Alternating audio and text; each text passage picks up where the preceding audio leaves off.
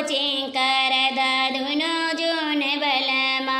हमका कोचिंग करदा दुनो जून बलमा दुनो जून बलमा दुनो जून बलमा अंग्रेजिया पढ़िला फटाफट बलमा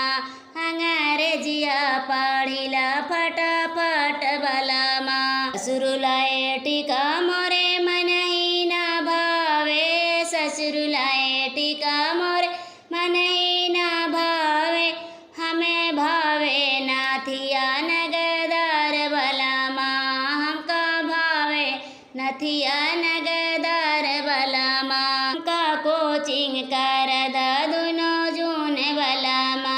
हमका कोचिंग करदा दुनो जून बलमा दुनो जून बलमा दुनो जून बलमा हमका आवे अंग्रेजी फटाफट बलमा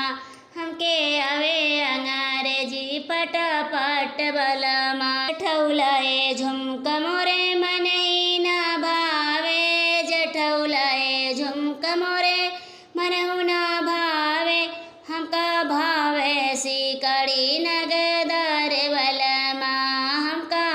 भावे सिकड़ी नगदार बलमा हमका कोचिंग करदा दुनो जून बलमा हमका कोचिंग करदा दुनो जून बलमा